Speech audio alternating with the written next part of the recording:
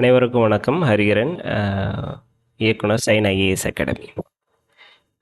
இன்றைய கேள்வி: முதல் முயற்சியில் அரசு வேலை பெற போட்டித் தேர்வுக்கு எவ்வாறு தயாராக வேண்டும்? முதல் முயற்சி அப்படிங்கும்போது நம்ம அதிகமாக அதுக்கான எஃபர்ட் போட வேண்டியிருக்கும். அதே போல் ஒரு எக்ஸாம் ப்ரிப்ரேஷன் பண்ணுறதுக்கு முன்னாடி அதை பற்றின ஒரு கிளாரிட்டி நம்மளுக்கு வேணும். அந்த எக்ஸாம் பற்றின ஒரு ஃபுல் டீட்டெயில்ஸ் நீங்கள் தெரிஞ்சு வச்சுருக்கணும். ஒவ்வொரு எக்ஸாமுக்கும் ஒரு சிலபஸ் இருக்குது. அந்த சிலபஸை நீங்கள் டீட்டெயிலாக படிக்கணும். அந்த எக்ஸாம் அனாலிசிஸ் வந்து உங்களுக்கு தெரிஞ்சிருக்கணும். இந்த எக்ஸாம் லாஸ்ட் இயர் எப்போ கால்ஃபர் பண்ணியிருக்காங்க, எவ்வளோ நாள் கேப் இருந்திருக்குது, தென் வந்து அதில் எவ்வளோ எப்படி அதோட கொஷின்ஸ் வந்திருக்கு, எல்லா கொஷின்ஸையும் நீங்கள் கோத்ரூ பண்ணணும்.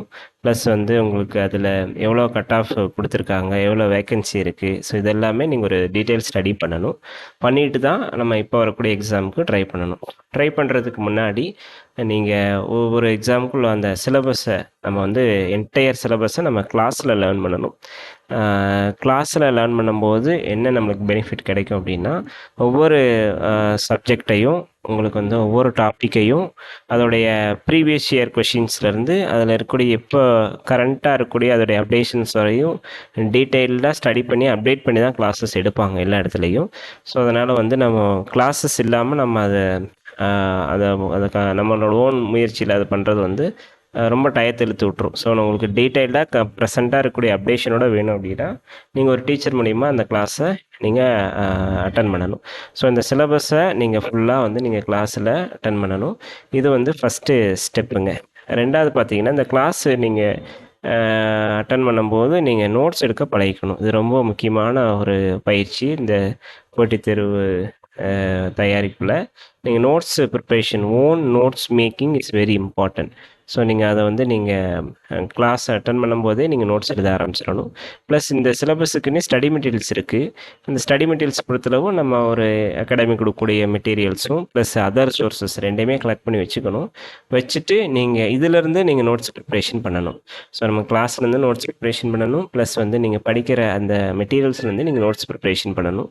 நீங்கள் 10 டைம் படிக்கிறதுக்கு ஒரு டைம் நீங்கள் எழுதி பார்க்குறது ரொம்ப நல்லதாக இருக்கும். நீங்கள் ஸ்ட்ரைட்டாகவே நீங்கள் எழுதி பார்க்குற ப்ராக்டிஸுக்கு போயிட்டீங்கன்னா இன்னும் கொஞ்சம் பெட்டராக இருக்கும். அடுத்து பார்த்தீங்கன்னா, உங்களுக்கு வந்து ப்ரீவியஸ் இயர் கொஷின்ஸ் அனாலிசிஸ் பண்ணணும். அதை நீங்கள் கோத்ரூ பண்ணணும். அதை நீங்கள் ஸ்டடி பண்ணணும். ஒரு 10 to 15 வருஷம் கொஷின் பேப்பர் அனாலிசிஸ் பண்ணி நீங்கள் அதில் இருக்கக்கூடிய கொஷின்ஸ்லாம் எப்படி கேட்டிருக்காங்க, அதோடைய ஆன்சர்ஸ் என்ன, ஸோ இது எல்லாமே நீங்கள் டீட்டெயிலாக நீங்கள் ஸ்டடி பண்ணணும். ஸோ இந்த 3 ப்ராக்டிஸையும் லைக் நம்ம கிளாஸ் அட்டன் பண்ணுறோம், அதோட நோட்ஸ் எடுக்கிறோம், ப்ளஸ் ஸ்டடி மெட்டீரியல் படிக்கிறோம், அதோட நோட்ஸ் எடுக்கிறோம், ப்ளஸ் ப்ரீவியஸ் இயர் கொஷின்ஸ் நம்ம ஸ்டடி பண்ணுறோம். ஸோ இது எல்லாமே நம்ம அப்ளை பண்ணக்கூடிய ஏரியா அப்படிங்கிறது டெஸ்ட் சீரீஸ்ன்னு சொல்லுவோம், அதாவது டெஸ்ட் பேட்ச்னு சொல்லுவோம். ஸோ அந்த டெஸ்ட் பேட்ச் நீங்கள் அதிகமாக நீங்கள் எழுதணும், நிறைய டெஸ்ட் போடணும். அப்போ தான் நீங்கள் வந்து ஷார்ப்பாக முடியும். நீங்கள் எவ்வளோ தான் நல்லா படிச்சிருந்தாலும் ஃபஸ்ட் டெஸ்ட்டில் உங்களால் வந்து ஒரு 50% மேலே மார்க் போகாது.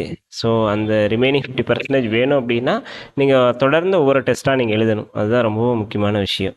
ஏன்னா நீங்கள் ஒரு டெஸ்ட் எழுதுறீங்க, ஒரு 100 கொஷின்ஸ் இருக்குது, அதில் ஒரு 50 கொஷின் கரெக்டாக 50 கொஷின் ராங் அப்படின்னா நீங்கள் உடனே அடுத்த டெஸ்ட்டுக்கு போய் நல்லா ப்ரிப்ரேஷன் பண்ணக்கூடாது.